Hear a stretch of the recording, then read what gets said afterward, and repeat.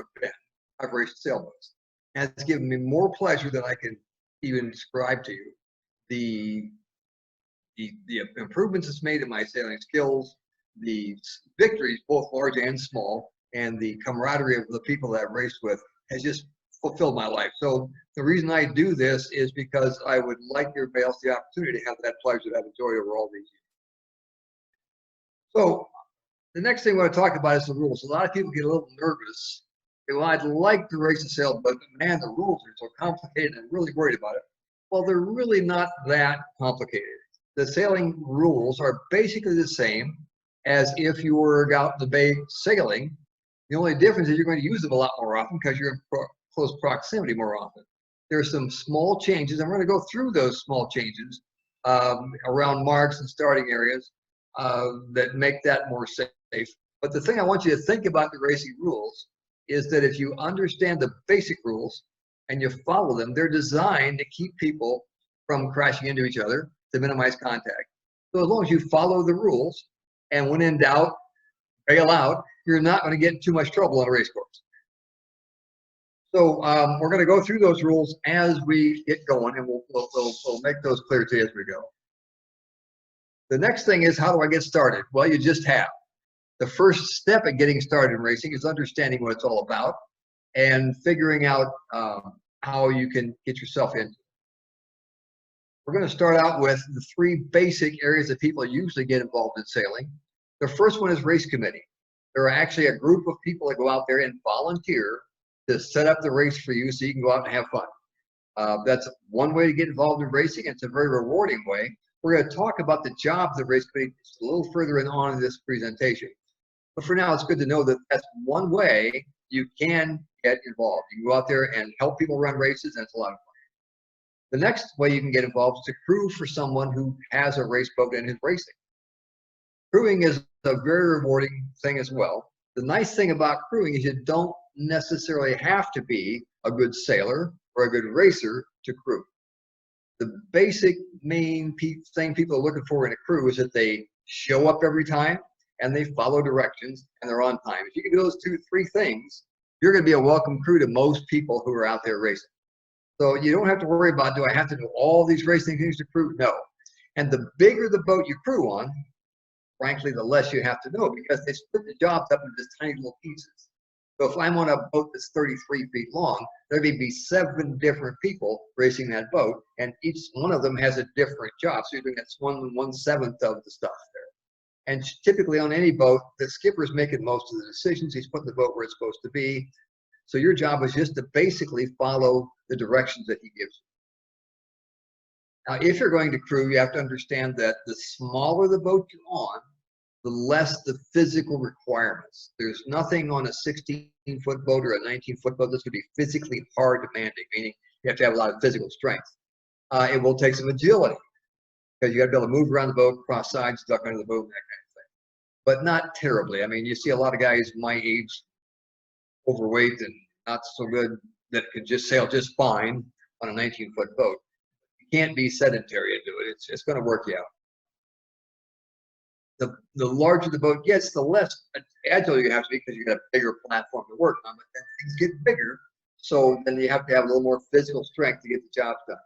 I would say a good turning point there is around 27 feet. On a 27-foot keelboat, there still is nothing that big that the average person can't handle whatever comes up on that boat. I would say at 30 feet, most of the job you're going to have up against can be handled by an average person, but some of the stuff starts to get physical. Above 30 feet, then more and more of the jobs get to the point where you have to have physical strength to do the job. That's crewing. If you're going to skipper the boat, it starts out by what are you going to skipper? If you're a guy who currently owns a keelboat and want to race what you have, BBYRA, Biscayne Bay Yacht Racing Association, has a handicap racing fleet that you can get into, and you can bring the boat you have and race just like it is, and they'll give you a handicap and you race against other similar boats and go out there and have a good time. Now, the big negative to handicap racing is that everybody has a number they're supposed to hit, and you tell whether you won or you're lost based on how well you raced against your ideal time. So it becomes kind of difficult to know at any given point in the race whether you're ahead or behind or where you're at, because it's all going to be, the time's all going to be adjusted when you finish. You have a general idea if you've raced a while, but it's kind of difficult. The next thing about that, though, the positive is that you have a bigger group of people on your boat, so there are more friends to share the fun with, and that's pretty fun.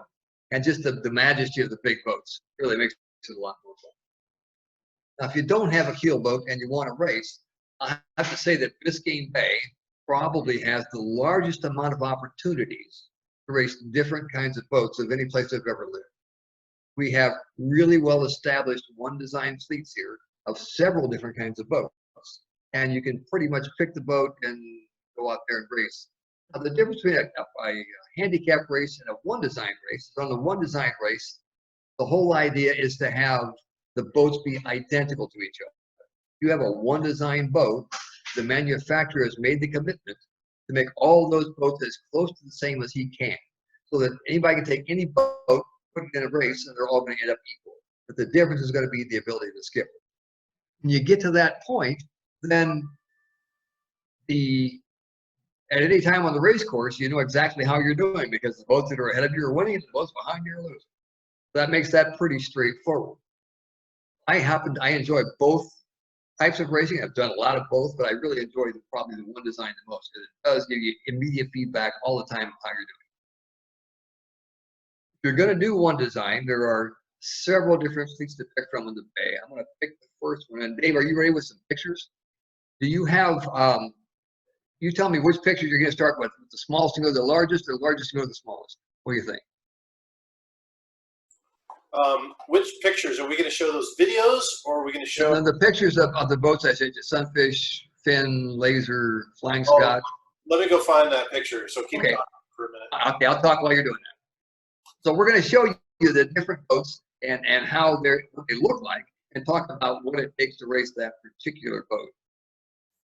If you're going to pick a boat like that and you're going to race it, something you have to understand is that everybody you race against is going to have a well-prepared, ready to go boat. So you can't just grab a boat, go out there with a dirty bottom and old sails and think you're going to keep up with people. The people who race, most of them are serious. So they're going to have a clean bottom, they're going to have the boat tuned right, they're going to have decent sails. So if you go out there with a piece of junk and try to beat them, you just can't work hard enough to catch up with those people. Most of your one design boats, to get the boat tuned up right and to have it in good shape, is not a big project. And the great news is that almost every one design fleet has a bunch of guys hanging around there who just love to help you get your boat up to speed, get it where it's ready to go, so they can go out there and race against it. That's the one thing you're going to find about racing sailors everywhere, is that they're a really open and fun group. They really do want to encourage people to come in, join your fleet, and help them get fast so that they can have more people to race against. Okay, up on your screen now are a bunch of the boats. All these boats that you see up here are raced locally. You can buy a boat just like this and go out and race with one design. On the top left of your screen, it's called an edge. That's a 30-foot racing sailboat. Got main, jib, and spinnaker. It's a keel boat, so it's not going to capsize. Very stable. It's got a fleet that in that fleet has world champion sailors, and it's a really cool boat. I've raced one. They're very neat. They're not very physically demanding. This is one of the 30-foot boats I was talking about that is not physically demanding. Pretty much any boat job on the boat the average person can do. Very nice boat. Main jib and spinnaker, 30 feet, 3 to 4 person crew. Okay, the boat next to it's a Sunfish. Now the cool thing about a Sunfish, it's the smallest boat in our group. It's only 14 feet long. It's a single-handed boat, so you race that one by yourself. The club owns a bunch of them, so you can go race this boat without ever owning a boat, without doing any investment. Just jump in there, grab a boat, and go race. You can check into the club. They have those races publicized. You can race that boat anytime you want. It's a very simple boat. It's one of the oldest one design boats in the world. It was the first one design boat to capture world acceptance, and for a while it was the dominating one design boat in the whole world. It's a very forgiving boat. It's easy to sail. It tips over kind of easy because it's a small boat and it's a centerboard boat, so there's no keel to hold you upright, but it also self-rescues very easily. The next one up is the laser. That's right next to it. The laser is a 14-foot boat just like a Sunfish, but it's a much improved design in terms of performance. The boat is a whole lot faster. It's got a higher aspect ratio sail. It feels wind that the Sunfish completely would miss. It's just a very, very responsive boat. But along with that comes a lot more demands agility-wise. If you're sailing on a pretty good breeze, hanging out like this guy is on the laser, and the wind stops, if you don't come in, the boat's going to tip over right on top of you, where the Sunfish will pretty much stay there. So it's a really fun boat, and you enjoy racing it, but until you get used to the boat, it can be a little more physically demanding there, agility-wise too, than you would like. So if I were going to start on a very small boat, I'd start the Sunfish, get good there, and then work my way up to the race. The next one, you're right, is a fin. Now the fin is even more demanding than the laser. It's a bigger boat. It's 14 foot 10, still a single-handed boat, but it's got a whole lot of sail area and a very fast, agile, and responsive boat. When you talk about small, agile, and responsive, along with that goes demanding. So it's one of those boats that will just reward you when you do something right and punish you when you do something wrong. So you want to make sure that you're ready for that boat. It's not what I would call a good boat to go out for your first starter racing boat and jump in and go. You want to have some skills under your belt, get out and do that. Okay, the next boat up should be the Flying Scout. Oh, the Snipe. You're right, the Snipe. So the Snipe is about 16 feet long, and it's a two-sail boat. It doesn't have a spinnaker, main and jib, but now you got crew, and it's got main and jib. You can take somebody along with you. It's a fun little boat. One of the negatives to this boat is that the guys that are good literally retune the boat for different wind conditions. So until you catch on to how you change the tuning of the boat based on light wind and heavy wind, that can be a drawback. And the local fleet on this particular boat is struggling right now. They don't have as many races as the rest of us do. But it would only take one person to get there and spark that, get that going. Fun boat for two people, main and jib. You'd enjoy that boat. Okay, the next one up should be the Flying Scot. Flying Scot is 19 feet. Oh, that's a J20. There's our Flying Scot. Now, the Flying Scot happens to be my favorite boat, and I'm probably a little bit prejudiced on this, but a bunch of things to know about it that are different than the other boats. First of all, although it's a centerboard boat, meaning it will capsize just like a boat, it's a weighted centerboard. So it's very forgiving for a centerboard boat. It won't tip over nearly as easily as the last boats we've been discussing. Next thing, it'll take 2 or 3 people, so you get a little extra crew there if you want.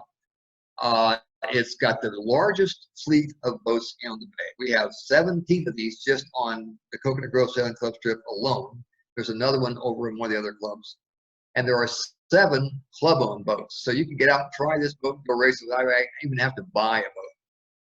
It is absolutely the most active racing fleet on the bay.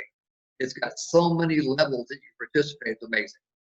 The very beginning one is it's our Saturday morning pay to race program. You come in, plunk down your $60 and go out with people that know what they're doing, do 3 races back in a couple hours, and actually go watch videos to see when you were racing, how it went, why you won or lost, and good feedback on that. That program is more of a clinic than a race. It's really designed to educate people on how to race and how to get started in racing and build the skills of people that are trying to get going. There's some real seasoned sailors in there, so you go out there and race against some guys that know their stuff. But it's also a very welcoming platform for brand new people. The Flying Scot fleet themselves separately hosts Wednesday night racing during the summer when the time changes. And that's a very casual, very laid back, very informal setting. People just show up. We split them up into boats, take them out for a bunch of races and bring them in for dark. We usually leave about 5 o'clock. We're back in at dark time. A lot of fun. You get the chance to do a boat with a main jib and a spinnaker and see how that feels. You'd enjoy that. Now, for serious racing, the Flying Scot fleet then has 2 monthly races all year long that are serious 45-minute races with two inward legs up and down, spinnaker sets, takedowns, and real serious racing, and with some really, really fast sailors. We get normally 10 to 12 boats on the race, and it's serious racing. It's a whole lot of fun. If you have a Flying Scot and you could travel, we have the midwinters here every year that happens somewhere in the state, usually in Sarasota or Tampa, that kind of place. And they'll get 60 boats there. You got a chance to go out there, get on the line with 60 boats. It's a pretty exciting time. We have a state league that has races all around the state. You can travel around statewide and race for the state championship. And then there are several national championships.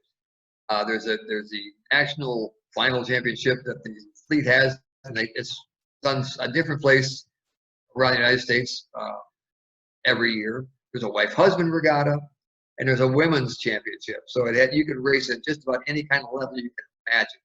One of the state championships races are held right here on the bay. It's our club annual regatta, 2-day race. You get a chance there to race against some of the guys that are competing statewide for the championship, so that's pretty fun. So of all the boats you're going to hear me describe, that one is the most active fleet and the most things to do with it. The next boat up in size would be the J24. J24 is an old racing design, very competitive boat. It's got a local fleet that races once a month, main jib and spinnaker, normally 4 to 5 people to sail that boat. And it's a pretty physical and pretty demanding boat. But it's a keel boat, tip over.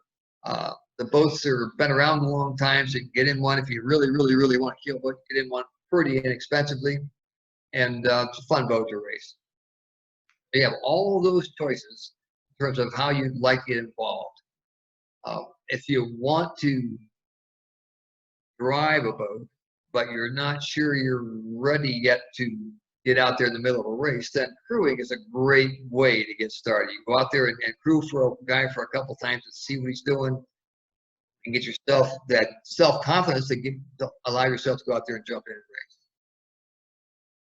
race. Okay, so now we've decided that we either want to crew or we want to drive, we want to buy a boat, but now we're ready to go racing. Let's talk about the organization of a race.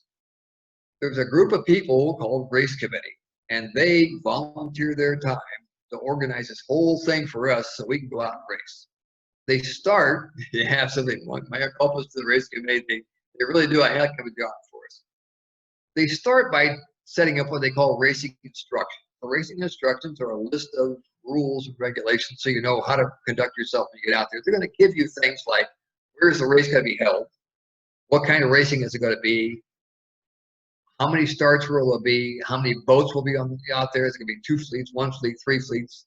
They'll give you all that information so that when you go out there, you know what to expect.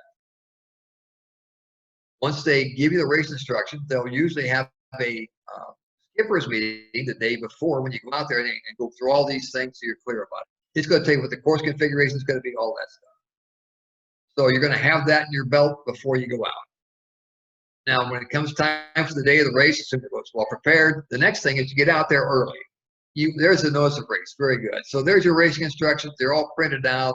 They tell you just everything you need to know about that situation. Here you see that they got several different fleets that they're going to race and all that kind of thing. Quite often, especially on the bay, if you go out there, you will not be the only fleet racing with your boat. There may be 3 or 4 fleets racing, and you'll take your turn starting.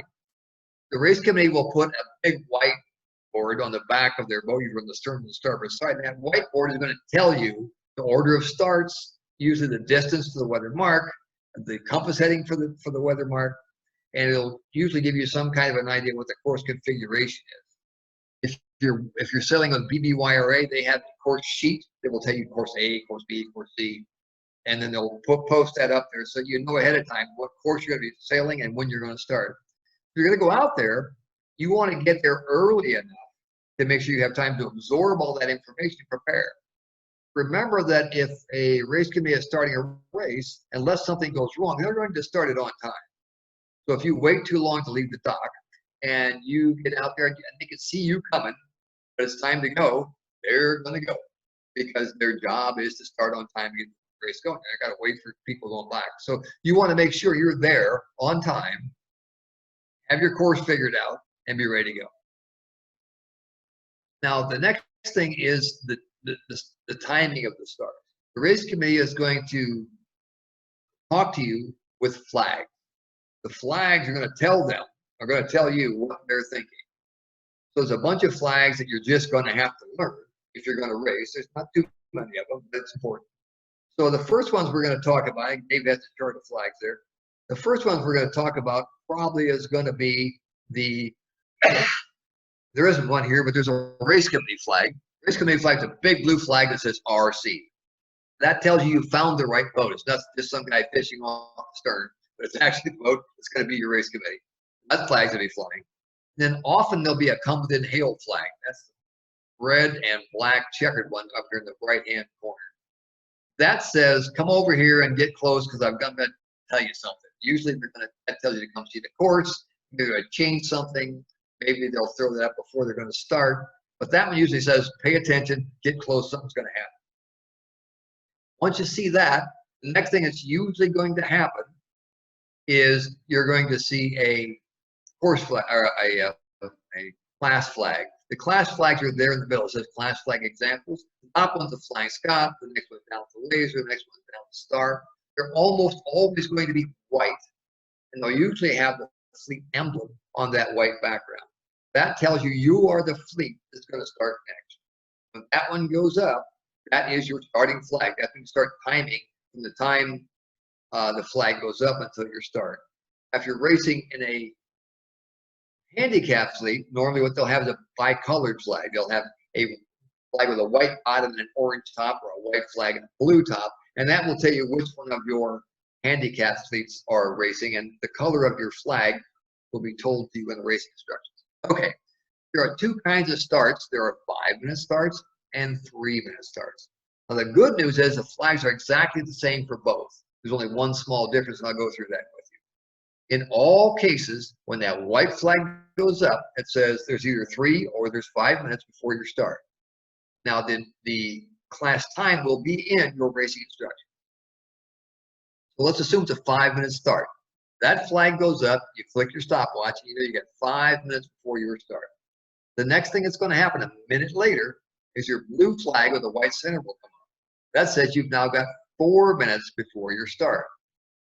Now, if you're on a 3-minute start, that flag is still going to come up 1 minute later. The only difference is instead of having 4 minutes before your start, you have 2 minutes before your start.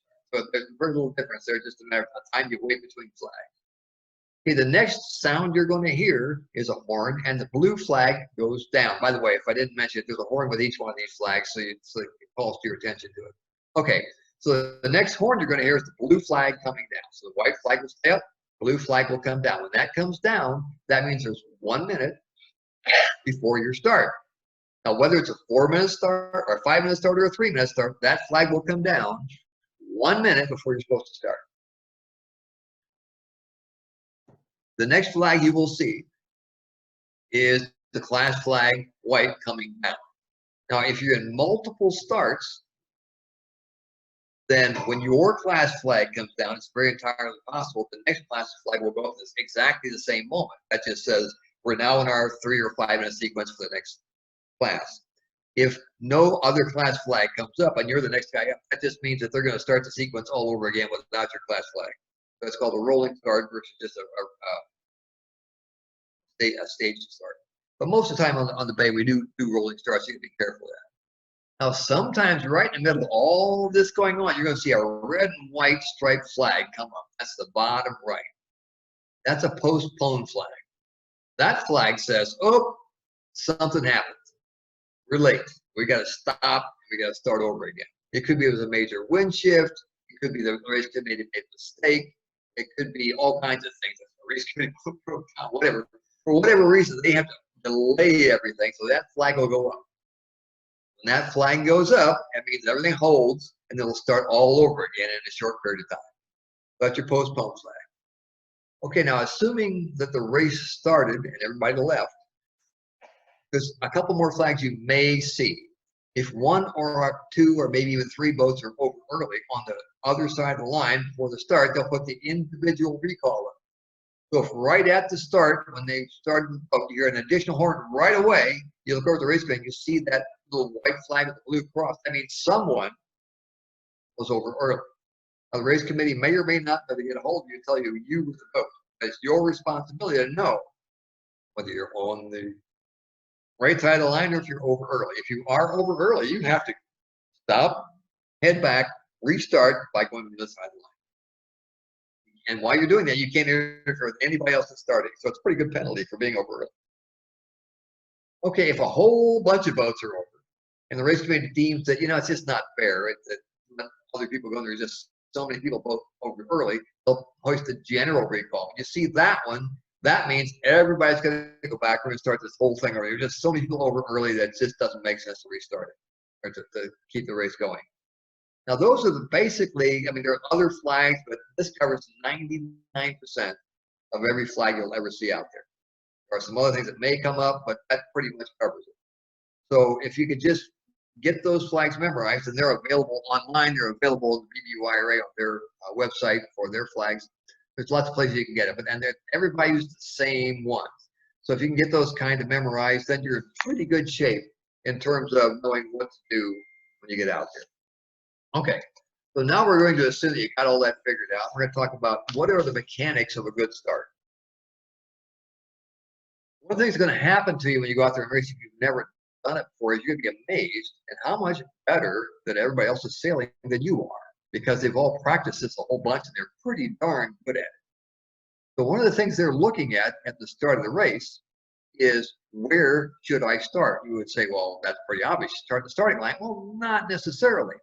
Although the race committee does their best job of making that starting line exactly 90 degrees to the weather mark, sometimes the wind shifts or they made a little mistake and that line can be off. It can be off easily 10 degrees. Now, if the starting line is off by 10 degrees, that means one end of it is 10 degrees closer to the weather mark than the other end is. So the people who start at what we call the favored end already have a head start on the people that were right on the line and going fast on the other end of the line. We call that starting on the favored end. So one of the things I want to do when I go out there is sail back and forth in that line and see if I can figure out what the favored end is, and that's the area I want to start in. There are two easy ways to do that. The first way is to sail down the line. If you're stern on the flag on the race, well, I didn't say that, so let's do that right now. Let's catch up. There's going to be a flag flying off the stern of the race committee boat. It's an orange flag right there. On the other end, there's going to be a starting pin, a floating mark. So your line is the imaginary line between that flag on the boat and that pin.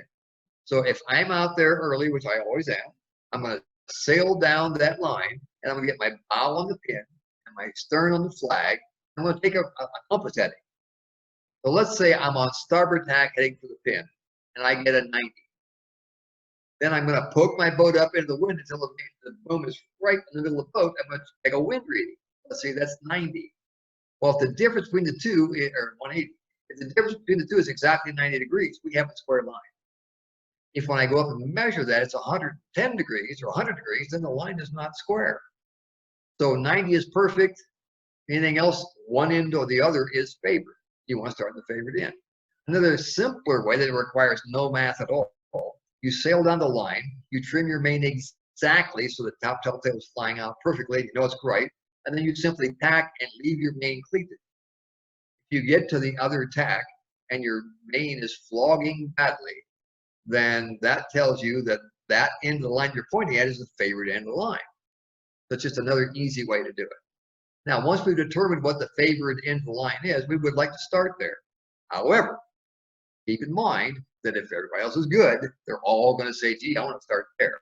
Not everybody's going to win that favorite spot right at the pin. So what I say to people is start at that 1/3 of the line. Divide your line into thirds. And if the pin end is favored, start on that third of the line. If you can get in that 1/3, you're in good shape. If you're in the middle and the second third, you're not terrible. If you're on the far end of the line, you're going to be behind everybody if it's favored. Now, the second thing we want to think about is making sure that we have clear air. If we start down and below another boat, we're going to fall slowly behind because he's taking our wind. So we want to make sure that even though we're on the favored end, we want to make sure that we have plenty of air. That means nobody to windward of us and slightly forward. They're going to kill our air, and we're going to go slow. We also don't want anybody right down below us with that boat length, because that's going to make us go slow. So we'd like to have 2 or 3 boat lengths below us, 2 or 3 boat lengths above us if we can. That's perfect. And nobody out ahead of us. So we'd rather do that and be in the 1/3 than be right at the pin. We got the best possible start, but a couple of people covering us up. They're going to sail away and leave us behind. Hey, Bud. Yes. I'm going to quick interject here a little bit because we're going through this material pretty fast. We've got a couple of questions that have come in through the chat. And so I also wanted to let everybody know that if you want to ask questions, please find the chat button at the bottom of the Zoom meeting and you can ask it, and then we'll try and answer them as we come up. And I'm not trying to interrupt your flow there, Bud, but thanks for doing that. I wanted to make sure everybody could see this course diagram and everybody understood what it was they were looking at, because it's up there and most of you guys probably understand, but there might be some people that don't understand exactly what they're looking at. So one question we had that was related to race committee was, and Bud addressed it earlier in there, where he said that if one of the ways to get involved in racing or to learn about racing without jumping in full feet first is to sign up for race committee. One of the attendees suggested that you get a hold of the race committee because there's a lot of volunteer spots and they're always looking for volunteers. They need people on the windward. There's boats up here at the windward mark. There are boats at the leeward gate. There are people at the pin, and there are people needed on the race committee boat. So it's a real big team of people that are needed. And if you just have some time and want to help volunteer, but you're not sure, this is a really good way to get introduced to what racing is all about without even having to go get wet or get on the water. So anyway, that was one of the questions. And then the other thing too is that this diagram, if you have any questions about it, just send it in the chat. We are talking about a lot of things, and we need to incorporate. This is the first time we've done this, so you have to give Bud and I a little bit of credit. Not credit. You have to give us a little bit of a break because our presentation is new. But some of these things, like he's describing wind shadows and these kinds of things, are a lot easier to see in the videos, which we haven't shown. We're going to show some of those too. So anyway, I'll let you keep going there. Thanks. Yeah, we are going through this very quickly because it's meant to be an introduction, not a formal course in how to race. But I want to give everybody an idea what, why this, how many aspects there are to it and what you get involved in, because it really is a lot to think about, and it's a lot of fun to play with all these variables. So we were at the start and we found the favorite end and we got a clear air start and we're ready to go. Now the question is, how do we accomplish that? Well, there are a couple of different ways to approach the start. Let's talk about 3 basic ones. The first one is what I call the timed start. And all you do in the timed start is you pick where you want to start your line. You pick an angle to sail away from it at, and you sail back and forth. You might do that 4 or 5 times. You get the point where you can say, if I sail 30 seconds in this direction and tack, and 30 seconds in that direction and tack, and 30 seconds this, I'm going to end up at a specific time at the starting line. If you do that and make your approach on close haul where you want to be, it's very hard for anybody to have a problem with you because everybody else is going to be close hauled, you're not in their way, it works out very, very well. So if you can do a timed start, that's going to get you on the line in the vicinity you want to be. And for a new guy, I think it's a pretty good way to do it. So if you've gotten yourself into 1/3 of the start line that you want to be, and you're timing it so you're ending up there the way you want to be, that's the way to do it. If you look at the video he's showing right now, these guys pretty much, if you look at the 2 guys close to you, they're close all the way ready to go. If you look at the guy further down, he's actually reaching, and he's going to poke up at the last minute. All those ideas work. Here's a start taking off right there. So all these guys right there are on the line and going fast at the start. That's perfect. I think if we wait a little bit longer, there's somebody a little later back here that comes in. I'm not sure if this is one of those. Yeah, here it comes. So these guys right here, these guys are all behind already. No matter what else happens, they're behind. So they've got to, the thing about sailboat racing that I think is really important to learn is that all these boats have the same maximum speed. So if you start a race 15 seconds late or 10 seconds late, if you sail perfectly, you have to depend on all those boats ahead of you to make mistakes in order for you to keep up, to catch them. If you both sail a perfect race, your gap between the boats is going to be the same at the end of the race as at the beginning. Now, the good news is there's all kinds of opportunity to make mistakes. So you can almost depend on people making mistakes. But you'd really not depend on that. You'd really rather have those mistakes get you ahead rather than catch you up. So he's going to show you a couple of different starts here. You can see, like these guys here, they're reaching down towards the pin, and then at the last minute, they'll poke it up and get started. But that's another way to do it, is to reach down the line and then poke at the last minute. You can see all these people are very, very, very close to the same. They're all getting that extra energy there to get out there and get it going.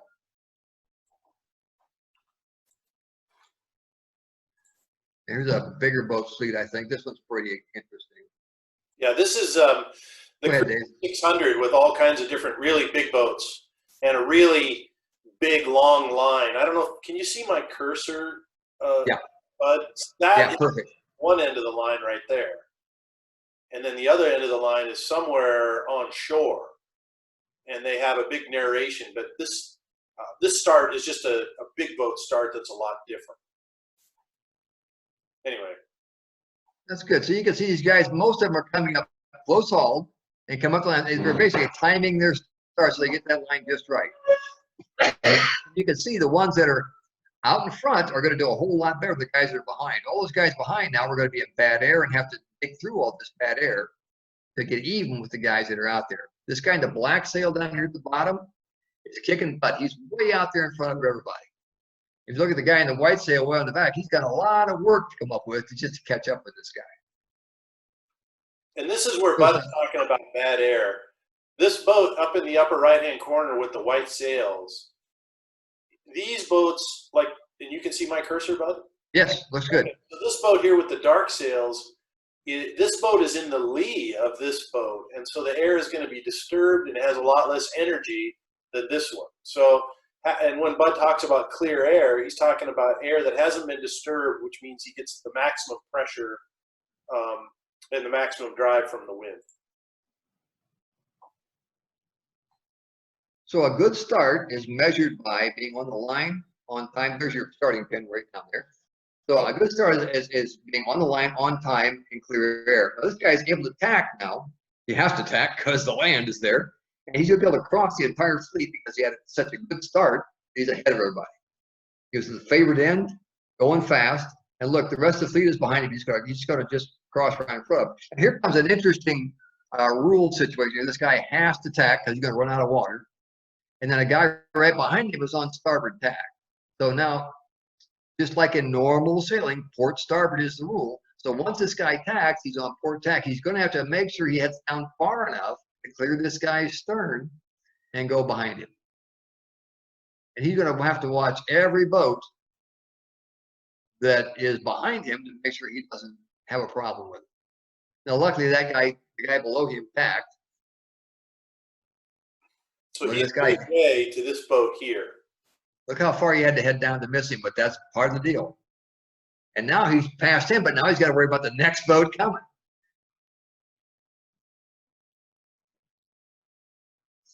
He's not going to clear him either, so he has to head down again. Same here. In this corner here, that boat had to duck big time there. Yep. So it's a very, very busy start, but by simply obeying your port starboard rules and thinking a few minutes ahead, it's not a big deal. That's one of the things that I want to really emphasize here. One of my favorite saying of Dave's is hope is not a plan. And the first time he said that, it really sunk into me.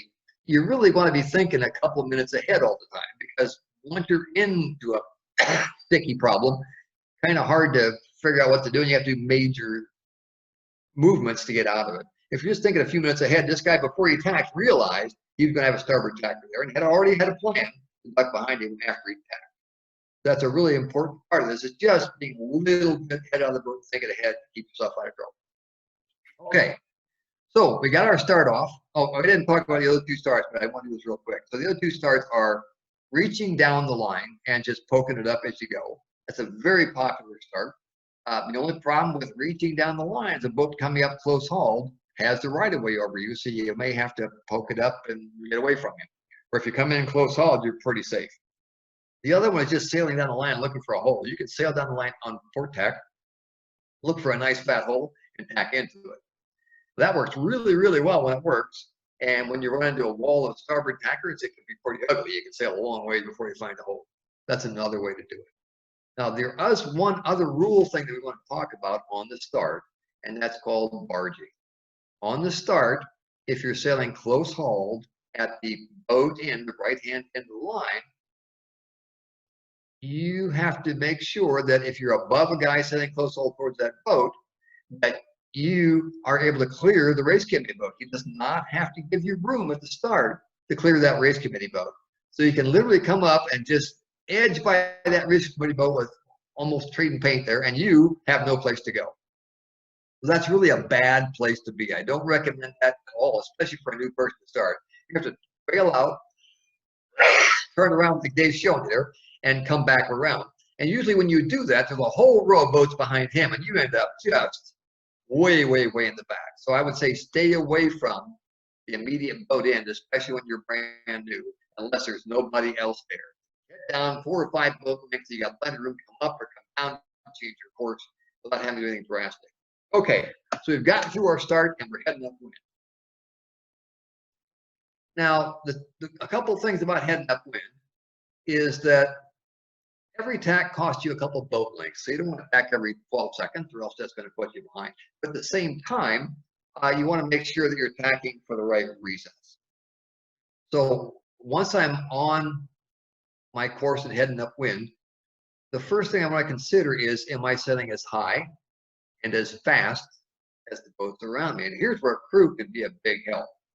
I can look at a boat to tell whether he's bowed up to me or bowed down to me. And I can certainly tell whether he's going faster or slower than me. So if I look and the boat ahead of me is bowed down a little bit and going a whole lot faster, maybe I'm trying to point too high. If I see the boat ahead of me is pointing a whole lot higher than me and going the same speed, maybe I'm pressing too hard and I need to poke my boat up. And until we know a particular boat that we're racing in well, that's a very, very difficult thing to judge. There is no cheating. There's nothing wrong with watching the boats behind you or around you and mimicking the boats that are doing well. That's very acceptable. It's a smart thing to do. So, and I'll do it with my crew all the time. We'll get started, we'll get rolling. I'll say, okay, how am I doing? I'll pick somebody that knows pretty good. How are we doing? I want to hear it. I'm bow up, I'm bow down, I'm faster or I'm slower. And I know what changes to make to try to get as close to his speed as high as I can. We're not going to get into all the details of how you do that today, just to know that it's out there and you have to spend time focusing on that, because that's how a lot of sailboat races are won, is going fast enough and high enough upwind to get it done. So assuming you've got that in the ballpark, the next thing is watching out for wind shifts. If I'm sailing along and the wind shifts to my left 15 degrees, I'm going to have to bear off by 15 degrees in order to keep sailing upwind. Now, if I keep sailing that way and my competition says, oh, no, I'm not doing this, I'm tacking, then he's going to be sailing 15 degrees higher than average on the other leg. It's a 90-degree change, and it's exactly proportionate. So if I'm 15 degrees down on this leg, I'm going to be 15 degrees up on this leg. So if these two keep on sailing the way they are, what's going to happen is the guy that tacked on the lift, which is that's what we call that, is going to end up way ahead of the guy that sailed the header and headed on away from mark. You want to keep one eye on your compass and make sure you understand whether you're being headed or lifted. Headed is when you get sailing away from the mark, which has happened to the guy in the red, and lifted is the guy in the green who's looking towards the mark. If you look at the green mark, this guy is going to point pretty much right at the mark there.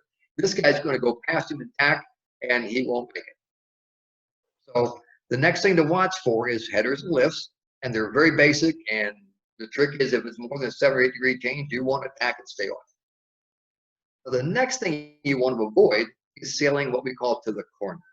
You don't want to tack way out to the ley line real early.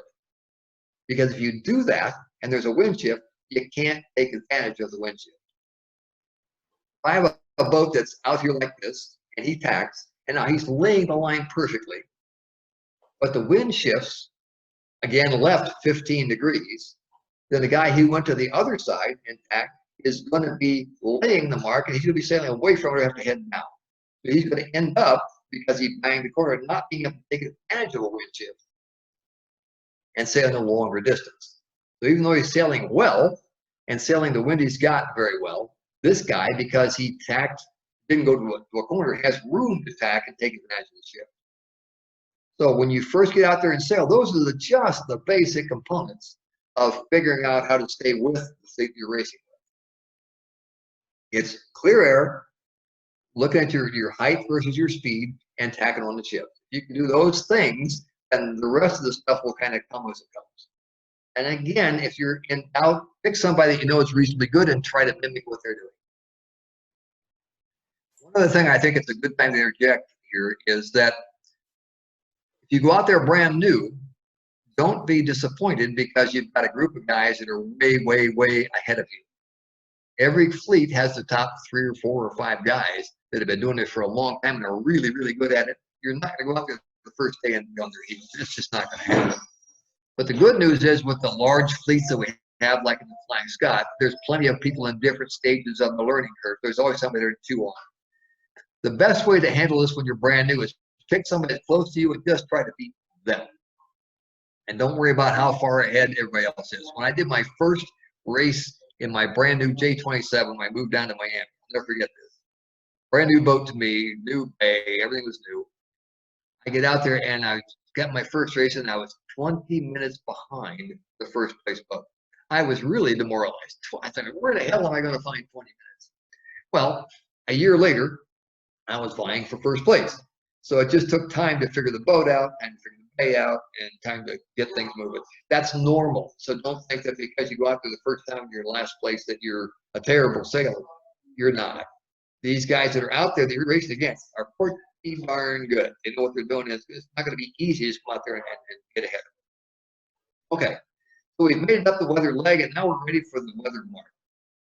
The weather mark is almost as exciting sometimes as the start, because now all the boats that have gone in different directions are all going to converge and come back together at this one point. Now, there are a couple of basic rules I like to stress for the new guy. The first one we talked about already, don't sail to the corner of the beginning. But the next one is don't come into that weather mark on port tack. And here's why. If you come up on port tack ley line, I mean, where you sail perfectly, go right to the mark, all the guys that are ahead of you, if you're new, there's going to be a bunch that round the mark and come at you on starboard tack. Now that means you have to miss them. You have to stay away from them. So if you come up there on port tack and you have to tack away, you're going to be tacking above your ley line and sailing away into Neverland. You don't want to do that. I think Dave's got a good example here of a guy who heads down, and here comes a guy on port tack. See that? That guy has to miss him, and he has to miss everybody else that's going to come up there. So you want to come in low enough below that port tack ley line, so if you have to tack away to miss somebody, you've got room where you're not sailing outside of the course. You've got plenty of room to tack, back, and clear. And the further down away from that mark, the more spread out the boats are going to be, and you're going to have a better idea of a hole to get through. So there's some fins coming through there, and there comes a laser. You can see him coming. And there's going to be another fin behind him, another fin behind this. This laser is going to run to a wall of fins. And he may have to tack and go above his ley line, come back in and fetch this mark. And that's not a fun place to be. So you want to stay maybe 5 boat lengths below that weather mark port tack ley line to give yourself some room to move.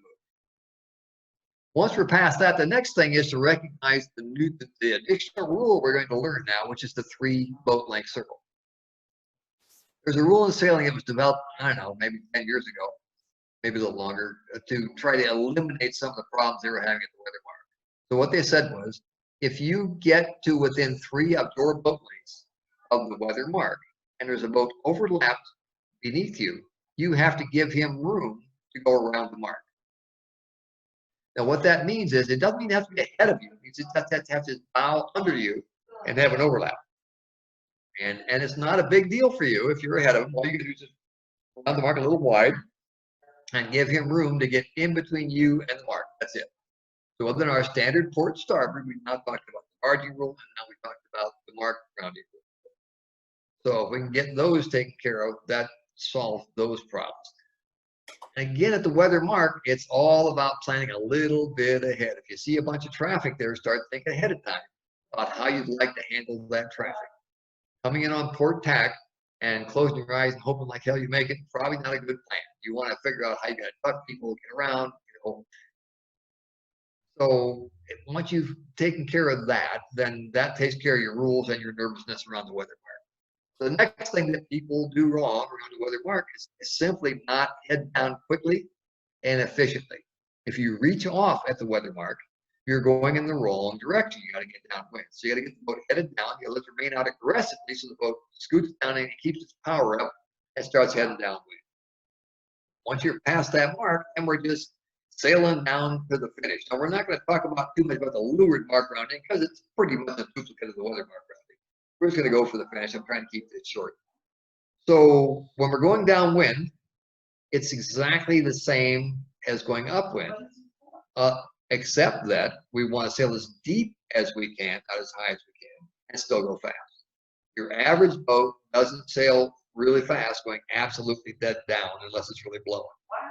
So there's going to be a good angle that boat is going to go fast. If you're new at the fleet, the best thing to do is see what the other guys are doing and match their angle.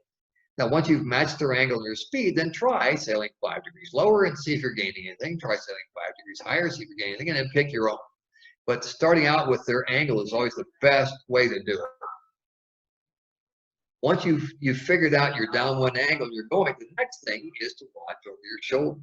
One of the best ways to catch somebody on a downwind leg is to steal their air. If you get behind them and you can get your bow pointing right at their stern and you're going downwind, you're going to blanket their air. If you blanket their air, then they're going to slow down and you're going to speed up and you're going to pass them. So you want to keep an eye on your transom. If you see somebody coming for your transom, your 2 choices are to head up and discourage them from sitting on your stern, or to dive away and make them have to jibe to come get you. If you've covered those 2 things, then sail on downwind and go for your finish. Now, at the finish, we've got one more different rule that we have to consider.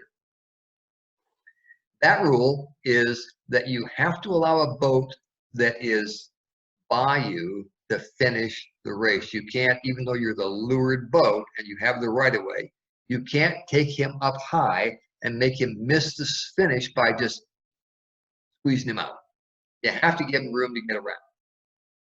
Well, here's a good thing Dave's doing here. Here's 2 guys coming around the mark. Let's see how they had to give that guy room inside. We'll set it up a little bit, bud. Go ahead. So this, I picked these videos just because these are club racers that are that you'll recognize. In boat number 170, that is our secretary, James Liebel.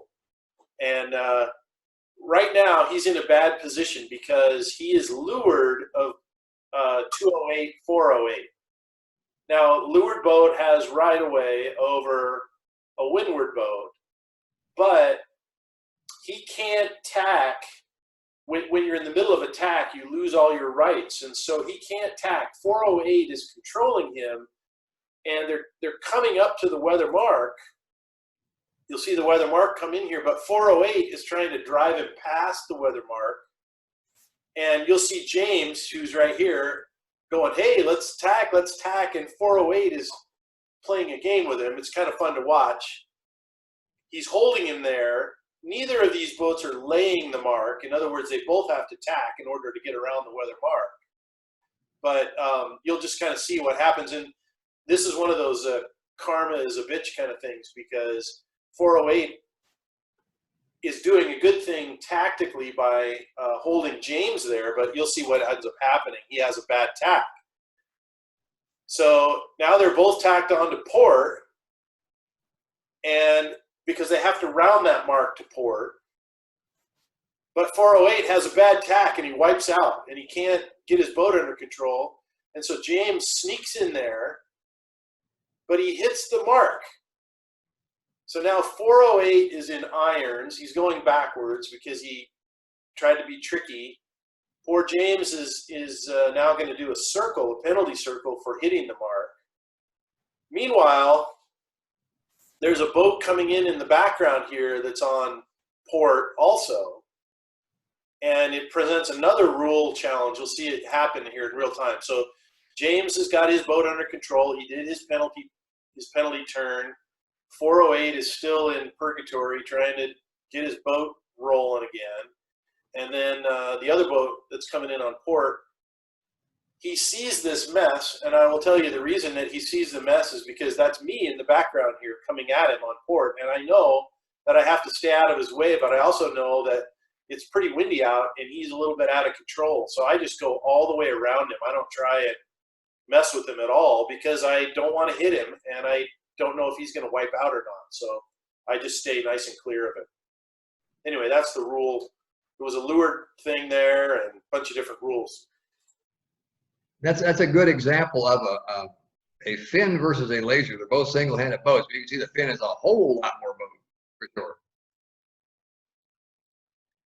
Okay, so at the end we go down and we finish. Do you have any finish shots there, Dave? I don't know that I have any finish. I mean, okay. We'll just go through the finish. Maybe this is a real small fleet race, so these people are finishing, but there was one of the videos that we didn't show, we didn't spend any time on, was this one. Okay. This is an enormous event. This is the Bacardi Cup that's raced in our bay. This is a computer animation because they had trackers on all the boats. But the reason I was showing this was Bud had earlier, he was describing wind shifts and what happens if the wind switches to the left or the wind switches to the right. And this video was a really good example of what had happened with the wind switching to the left. This yellow line that you see in the middle of the screen is the computer's representation of what is perpendicular to the breeze. And you'll notice this white line over here is the start line, and the start line is perpendicular to the course. And so you can see that they're not parallel anymore, and that's because the wind shifted to the left. And that gives all these boats that are over on the left side of the course an advantage because they are now further upwind because the wind is not a constant. But this, I'll let it play. We can talk over the top of it. The boats that are on the right, which is over here, are way behind through no fault of their own. These boats are all identical. In fact, you'll see, look at how even they are, right? These are star boats. That's actually me in boat number 47, so we have a little bit of that. But you can see how even the boats are in speed. But we're way behind because there was a left wind shift. And you can't tell from the scale here, but these boats that are, I lost my place.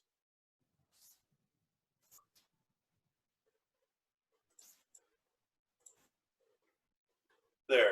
These boats that are here in this part of the picture, this is actually me and my buddy Rob from Canada. And these boats here are way ahead of us and probably a mile away. It's just that you can't tell because of the camera angle. But in a second, you'll see how far behind we are, even though we've been going the same speed during the whole race. And so anyway, that's how significant those wind shifts can be. So that was all. All right, great. Good example.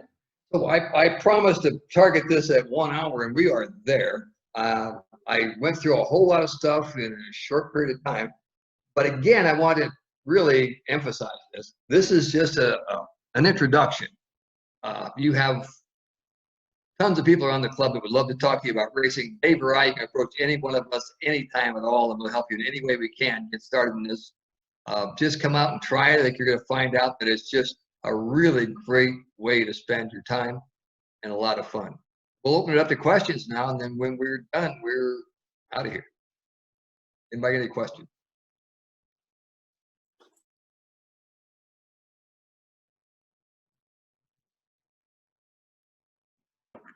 Is there any racing simulators that you could recommend? I just played my first game of Virtual Regatta last night. It actually is a pretty fun game. If you go to virtualregatta.com, there's racing in there. It takes a little bit to learn how to work the controls, but it's free and it's pretty fun. So I would suggest you do that. We did get a couple of questions. I'll send an email to anybody that wants to see those links that I had to those videos. If you send me an email, I'm not sure how we do that, but I'll figure out how to get those. What's your email, Dave? Dave M. D-A-V-E-M at Manage Inc. M-A-N-A. DAV at manageinc.com. .com. I'll put in the chat box. Dave at David. Oh yeah, So Dave at manageinc.com. Is that correct? Nope. Dave M. There, he's on the screen. Yeah, so if you send me an email, I'll send you those links, and they're great videos. Well, I'll put in one other plug, okay? I'm going to share my screen again because a lot of people don't realize that we have this on our website. If you go to the Instructional Center website, CGSC IC, I don't know if anyone knows about this. I'm sure you do. But if you go to Adult Sailing, you can see the Flying Scot Fleet Racing, and then there's a Finn Fleet Racing page. But let's go to the Flying Scot page. And this is where we put all of our Wednesday night racing information. And then these are from our different series. So like our summer series, I'll just click on this, our summer series. And it has our results and it's got videos. So like on June 22nd, this video right here was our Coconut Grove Sailing Club racing. And I used some of these videos in the presentation.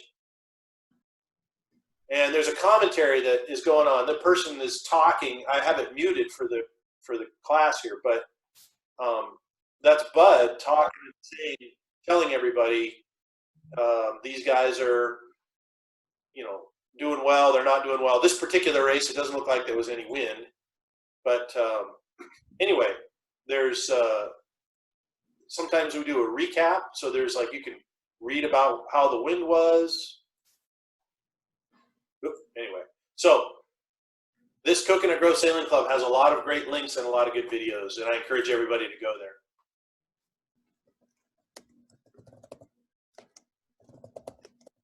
No other questions. The only other thing I will add is that Saturday morning racing, Wednesday night racing, come on down. You don't need to make a reservation once we get on again, and just show up and see what this is like. You have a lot of fun.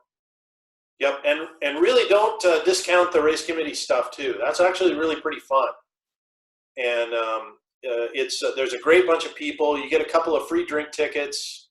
You get your lunch paid for, and you get a free day out on the water. And the workload isn't really very much. So, well, can be, can not be. So probably as much as you want to be is what it goes. Yeah. Okay. I guess that's it. I think we're done. Okay. Thanks, everyone. Thank you. Have a good one. Hope to see you out there.